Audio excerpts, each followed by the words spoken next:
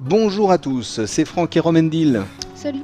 Et aujourd'hui on a de la chance car on voit une vidéo de Rogue Galaxy, un RPG de Level 5 et édité par Sony. Et dans sa version japonaise, parce qu'il sortira en France qu'en septembre 06. Donc on a beaucoup de chance. On est des, comme disait Kili, des nantis. Des nantis. Alors qu'est-ce que tu peux nous dire? À part que tu vas te mettre sur le nez d'entrée de jeu. Ouais, on a pensé que c'était intéressant de vous montrer ce jeu parce que c'est quand même un gros RPG qu'on n'attendait pas forcément en Europe et qui a été confirmé pour le mois de septembre. Ouais. Donc c'est une très très bonne surprise. On va voir un petit peu ce que ça donne. Vous voyez tout de suite des combats très dynamiques en temps réel. Oui, c'est clair que c'est bien dynamique et super joli. Et c'est vraiment excellent à jouer. Alors, bon, c'est vrai qu'il y a quelques petits problèmes dont je parlerai plus en détail dans le dossier, parce qu'il y a un dossier prévu. Mais en dehors de ça, on n'est pas du tout déçus des combats et même du reste. Bah, étonnamment, moi, je suis de plus en plus surpris par les RPG parce que c'est un peu ce que je disais, je m'attends toujours à voir des petits bonhommes dans des petites allées. Et en fait, je me rends compte qu'il y a quand même d'autres choses dans le RPG, quoi.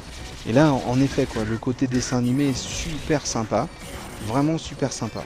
Ouais, et ça, on reconnaît tout de suite la patte de Level 5 qui avait fait Dark Cloud, Dark Chronicle, et avec toujours la réalisation cel shading qui fait très dessin animé, c'est super. Ah, c'est vrai que c'est sympa. Ouais. Je dis bêtement depuis tout à l'heure, c'est sympa, mais ouais, vraiment. Ah, lui il est beau, je trouve super bien fait, quoi. Ouais, une bonne tête. Ça c'est les capacités spéciales des personnages et on a vu là les petites touches de raccourci nous permettent d'y avoir accès sans passer par un sous-menu, donc tout est mis au service de la rapidité, du dynamisme des combats. D'accord. Alors il va y avoir un peu de dialogue, tout en japonais. Ouais, on va laisser un petit peu pour voir ce que donnent les séquences, et c'est vrai qu'avec le moteur du jeu ça passe très bien et ça permet de pas trop trancher la transition entre les phases de jeu et les phases de cinématique. Ouais, c'est vrai qu'il y a pas c'est pas brutal du tout, quoi, c'est vachement doux. Comme j'ai envie de dire, c'est marrant parce que c'est un jeu RPG donc il y a un peu de bagarre. Et en même temps c'est dessin super doux, musique super douce, transition super douce, c'est-à-dire qu'il y a un genre de truc qui va à l'envers de ce qu'on a l'habitude de voir, quoi. Là, c'est bien sympathique. Ouais, et en plus de ces séquences qui sont assez nombreuses, puisque bon, le scénario est assez riche, on a d'autres séquences, toujours un petit peu dans le même style, mais beaucoup plus détaillées, beaucoup mieux réalisées, qui là sont vraiment spectaculaires. La durée de vie ? La durée de vie est bonne, faut compter 50 heures pour le finir sans faire les derniers donjons optionnels. Donc c'est vraiment, c'est pas mal. Et attends, il est parfait ce jeu ? Presque. Bon, moi je soulignerais peut-être un peu déjà le côté facile, parce que c'est vrai qu'il y a des choses qui rendent le jeu un petit peu trop simple. On avance très vite, à part certains boss, bon, c'est vrai qu'il n'y a pas énormément de challenge. Ouais. Et ce que tu me disais aussi, ce qui est bien, c'est qu'il y a des phases de combat dans les villes. Ouais, c'est pas systématique, mais ce village-là, ça m'avait surpris parce que c'est vrai que c'est un village qu'on peut explorer, on peut rentrer dans les maisons, tout ça. Et en parallèle, on peut très bien se faire attaquer. Donc faut rester sur ses gardes. Je passe encore une fois la séquence pour gagner un petit peu de temps. Là, on se retrouve à l'intérieur de la maison, donc toujours les coffres. Ça reste assez traditionnel dans l'approche, mais je pense que c'est vraiment le système de jeu, le système de combat, tout ce qui est à côté, qui rend vraiment le jeu passionnant. Ouais.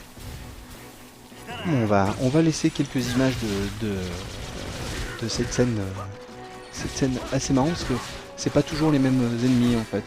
Non, ça se renouvelle assez bien, il y a un bestiaire qui est assez nombreux, des boss souvent impressionnants.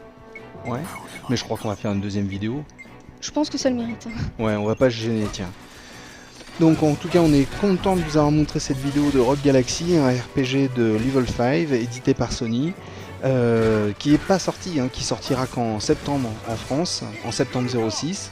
On va regarder quelques images de Romendil qui est en train de faire des exploits avec cette magnifique jeune fille. Là on voit qu'il y a des petites phases qui se déclenchent. Oh bon, je l'ai loupé, c'est dommage.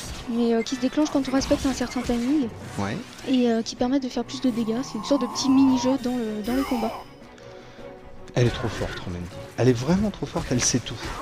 On va se faire une deuxième vidéo. On va vous laisser quelques images. On vous dit à bientôt. Ciao, ciao, salut.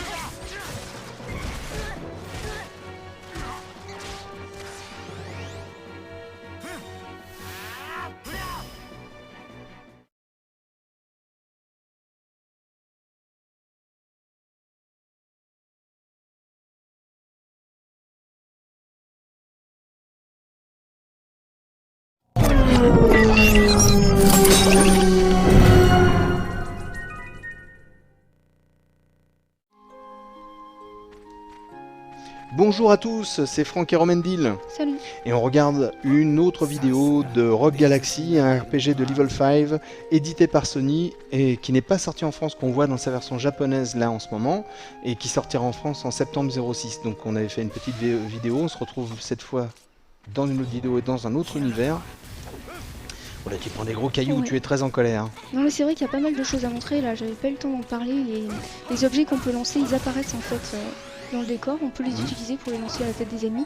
Et d'ailleurs, on peut même soulever les ennemis pour les lancer sur les autres. D'accord. Donc là en plus c'est assez marrant quand tu parlais de bestiaire, parce que c'est vrai que c'est assez surprenant ces bestioles, on sait pas trop ce que c'est, genre de, on dirait des œufs avec un pied. Ouais, il y a de tout. Hein. Puis en plus, il y a un système de chasseur de primes dans le jeu, parce que c'est vrai qu'il y a un petit peu un contexte de piraterie, tout ça, et on cherche un petit peu, on traque les monstres sur différentes planètes du système. D'accord. Donc on voyage de monde en monde, ça c'est bien, parce qu'on voit vraiment du pays, quoi. On l'a dit dans l'autre vidéo, mais voilà, encore une fois, c'est un RPG qui est, moi, qui m'a bien surpris, parce que c'est vraiment joli au niveau des dessins. Musique vraiment sympa, les décors sont sympas aussi, et en plus tu me disais qu'il y avait une durée de vie assez confortable, tu parlais d'une 50aine d'heures. Ouais. La durée de vie est intéressante, non, c'est pas un jeu qui déçoit, c'est vraiment bien de l'avoir chez nous. Ouais, il va falloir attendre septembre, c'est long. Hein. Ouais, alors là on voit, bon ça c'est les techniques individuelles des personnages, il y en a aussi qui sont combinées, c'est-à-dire que 2 personnages peuvent se mettre ensemble, ou même 3 personnages pour faire une technique spéciale, mais c'est pas possible avec tout le monde, quoi. D'accord, il y en a que certains qui peuvent faire ça. D'ailleurs je me rends compte que c'est possible avec eux, à condition que j'ai la technique, bon si je l'ai pas, ce sera pas trop grave. Je crois que c'est ça, Supernova. C'est toujours assez impressionnant, c'est pas indispensable, hein. En général on les utilise pas énormément, là je les utilise pour vous montrer un petit peu. Attends, c'est super bien fait. Ouais, c'est impressionnant, mais Ah ouais, vraiment. Mais c'est quoi tes pouvoirs là? C'est énorme. Ouais, d'ailleurs ça fait beaucoup de dégâts là, je pense. Oui, j'ai l'impression. Alors avant de passer à la suite, je voulais montrer un petit peu dans les menus, il y a des choses intéressantes, par exemple le système de fusion d'objets, avec cette grenouille, hein, une grenouille qui parle et qui est capable d'absorber les objets. En fait, les armes ont des systèmes d'évolution, et quand elles sont au max, on peut les fusionner avec d'autres. Ah d'accord. Ou avec des cristaux, là je vais montrer avec un cristal, et ça permet de booster leur force.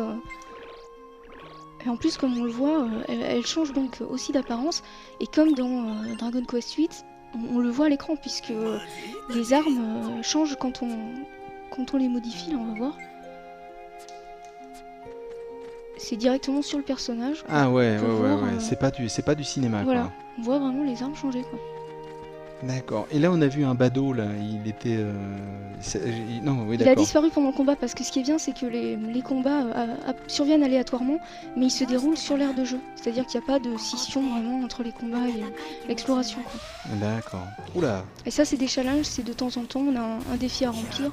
Donc utiliser uniquement des objets, utiliser uniquement un personnage, et quand on arrive à les résoudre, on gagne des médailles qui servent par la suite, quoi. D'accord. Bon, super sympa, hein. Vraiment, ils sont tous beaux en plus. Ouais, je vais quand même terminer par un petit boss, parce que je crois qu'il est encore plus impressionnant que ce qu'on a vu. Ah bah attends, faut pas se gêner, oui, en effet. Il y en a un bientôt en plus. Ouais. Je suis sûr que si tu me dis ça, c'est qu'il y en a un qui se cache dans les bois là. Ah là, on a vu la carte. Oui, j'espère que ça se remarquerait pas trop, mais je suis toujours aussi perdu dans les jeux. Non, mais c'est mythique maintenant. Romendil et son GPS portable, c'est mythique. de belles cascades. Ouais, là encore, je me permets de couper la séquence parce qu'il y a des choses qu'on ne devrait pas voir quand on n'a pas fait le jeu. Ah. Donc dès que je peux la couper, je vais la couper. C'est bon. Voilà. Et là, on va voir le boss, qui est assez difficile contrairement à la plupart. Mais oh, il est beau, ils sont tous beaux, c'est incroyable, quoi. C'est vraiment super bien fait. Ah, puis il est pas facile, lui. Bah, le problème, c'est ça, c'est que c'est l'un des boss qui est le plus difficile parce qu'en plus, il peut semer la confusion dans l'équipe. Et quand les membres de mon équipe se retournent contre moi, c'est dangereux. Il peut faire ça aussi, lui. D'accord, il peut faire ça aussi, lui. Ok. Ah ouais, non, c'est vraiment super beau. Il y a quelques petits soucis quand même de caméra, on le voit ici. On a la possibilité d'avoir une caméra plus éloignée, mais dans ce cas-là, on voit plus trop le boss. Alors quand on meurt, on peut passer aux autres personnages, heureusement, parce qu'à tout moment, on peut changer de coéquipier. Et on peut même d'ailleurs passer dans le menu principal pour changer d'allié si on n'est pas satisfait. Ah, t'es comme ça, toi. Ouais. Dès que ça te plaît plus, allez hop là, dehors. On voit qu'il y a un peu de tout, il y a des cyborgs, il y a des androïdes, il y a la taupe mécanique. Ah bah là, dans ce cas-là, elle risque d'être un peu utile parce que tu me disais qu'elle était très très bourrin. Ouais. Elle bourrinait un peu. Je sais pas, non, parce qu'après tout dépend énormément des armes, de comment on les a fait évoluer. Non, après il y a toujours une stratégie à mettre en place dans les combats. D'accord. Bon, méga cool. Alors, on regarde quelques images avant de se quitter ? Ouais. Ouais ? On te laisse œuvrer comme t'en as envie. Là, on voit qu'il y a une jauge, il faut que j'attende que la jauge se remplisse pour pouvoir attaquer. Ça permet de casser un petit peu les enchaînements. Et il faudrait presque pouvoir faire un effet combiné à 3 là. Ouais, mais je sais pas pourquoi j'ai changé de personnage, on pourra pas le faire. Mais même contre lui, j'ai vu que c'était pas très efficace. Il y a des méthodes, on peut utiliser des boucliers pour se protéger contre certains éléments. D'accord. On est très content d'avoir fait cette deuxième vidéo de Rogue Galaxy, un jeu développé par Level 5, édité par Sony, un RPG vraiment sympa qui sortira en septembre en France. Là on l'a vu vraiment en VO de chez VO. Et c'est sur ces belles images qu'on va se quitter. Waouh, moi je suis impressionné, vraiment. Merci Romandy. Merci beaucoup. Mais de rien. Allez, à bientôt. Ciao, salut.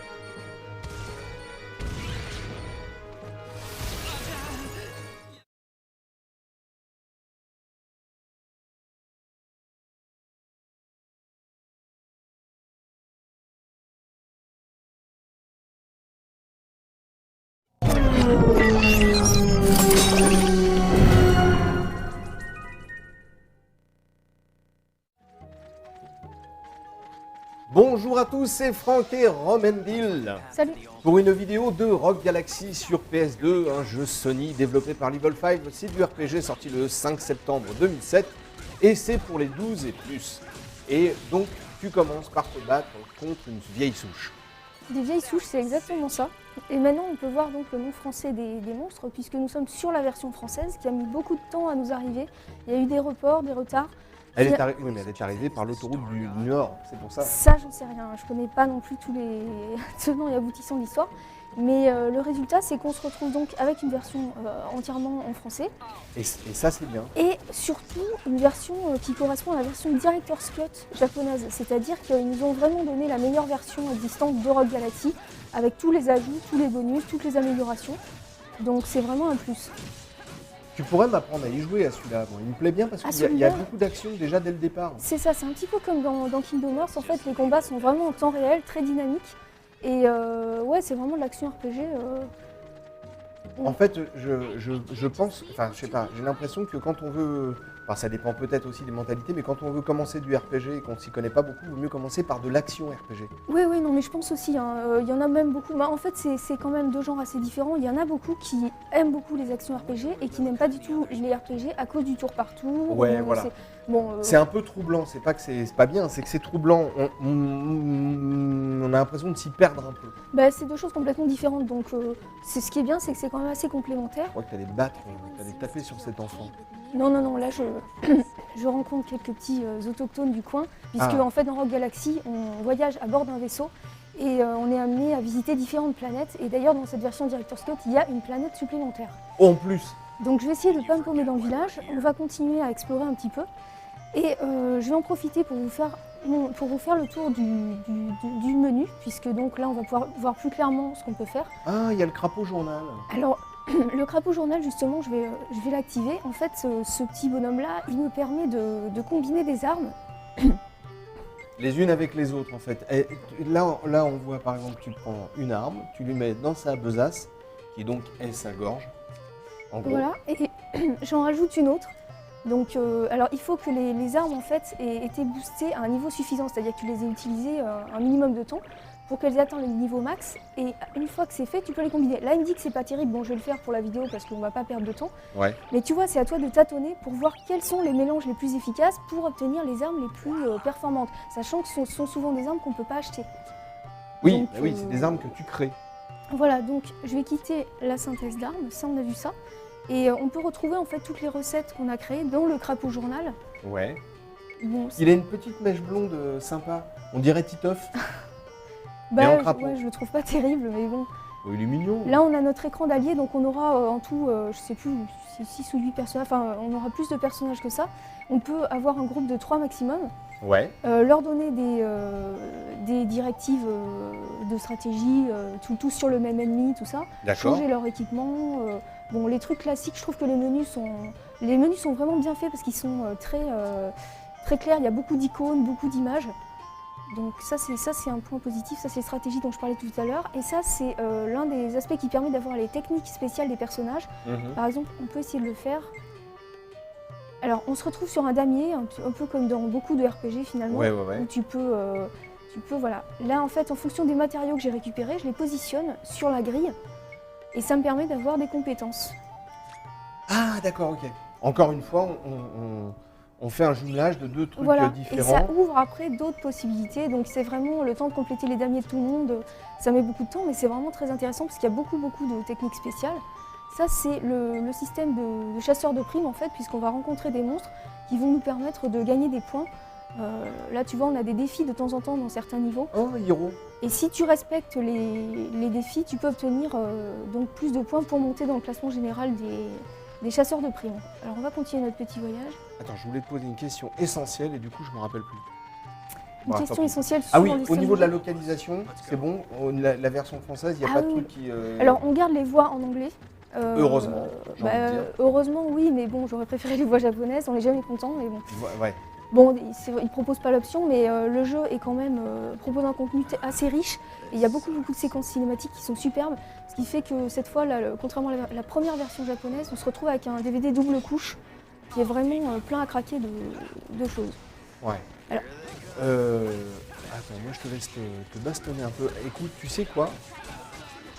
Je pense carrément que je vais te l'emprunter ce jeu. Ben, Et je vais me plaisir. mettre peut-être quand je pourrai, quand il sera disponible pour la première fois, au RPG Action. Bah écoute, c'est bien de commencer par celui-là. Alors au niveau de la difficulté, je dirais qu'il n'est pas très difficile parce qu'on a vraiment beaucoup de choses à notre disposition, tout un stock d'objets. Les personnages ressuscitent à chaque fin de combat.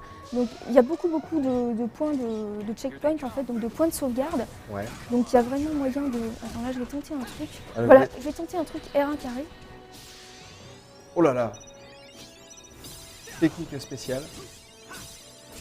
Bon là je me suis loupé juste avant la fin, mais c'est un nouveau système en fait qu'ils ont optimisé par rapport à la version originale et qui permet donc de faire des enchaînements pour vraiment laminer les monstres en plein combat quoi. Trop cool. C'est l'une des modifications qu'ils ont apportées. Il y a plein d'autres petites choses dont je parlerai plus longuement dans le test. Là c'est vraiment une vidéo bilan, sachant qu'on avait déjà fait des vidéos de la version japonaise. Voilà, on a déjà fait 2 vidéos. On note que c'est un jeu qui ne vaut entre guillemets que 50 €. Pour une durée de vie, je pense qu'il doit être assez raisonnable. Allez, tu dis combien? 40 heures? La durée de vie est pas mauvaise, surtout si on fait les quêtes annexes. Le seul petit défaut, on va dire, c'est les donjons qui sont souvent longs, mais on voit que c'est pour allonger la durée de vie. Tu vois, c'est vraiment des couloirs assez linéaires avec quelques allers-retours. Ça peut décevoir un petit peu, mais sinon, tu vois tout le côté un petit peu plateforme qu'on a aussi dans les niveaux. Le fait de pouvoir soulever les ennemis, les balancer, il y a vraiment plein de choses intéressantes. Donc, c'est vraiment l'une des sorties RPG à pas louper en ce moment. Eh ben, écoute, Vraiment, je m'engage à commencer les RPG avec ça. Non, franchement, ça donne... c'est le côté action et en temps réel, et pour une fois, ça me parle. Je sais que je dis souvent, mais là, ça me parle beaucoup plus. Bah écoute, je pense qu'il va te plaire, et si tu veux plus d'infos, je rappelle aussi qu'on a un dossier sur le jeu. Exactement. Voilà, on a dit pas mal de choses. Il y a 2 autres vidéos de ce jeu qui s'appelle Rogue Galaxy qui sont disponibles. Regardez-les si vous voulez. Il y a plein de choses sur le site et bientôt le test. Ça va être une bonne note pour toi? Ouais, je pense mettre une bonne note. Tu vois qu'on peut changer aussi de personnage à volonté pour changer un petit peu le style de jeu. Ils ont tous des attaques à distance avec une arme à feu, des choses Fais comme ça. attention, tu te fais attaquer par des moumouis. Les moumouis, Ça me fait pas peur. Ils ont changé tout le Kuroko, les moumouis. Voilà, on vous remercie beaucoup d'avoir regardé cette petite vidéo de Rogue Galaxy sur PS2. Une bonne pioche. Lisez tout il y a tout sur le site et vraiment n'hésitez pas à lire si vous voulez plus de renseignements. En attendant, on vous dit merci beaucoup d'avoir regardé cette vidéo les cocos et à bientôt. Ciao, salut à tous. Salut. Oh, you're crazy.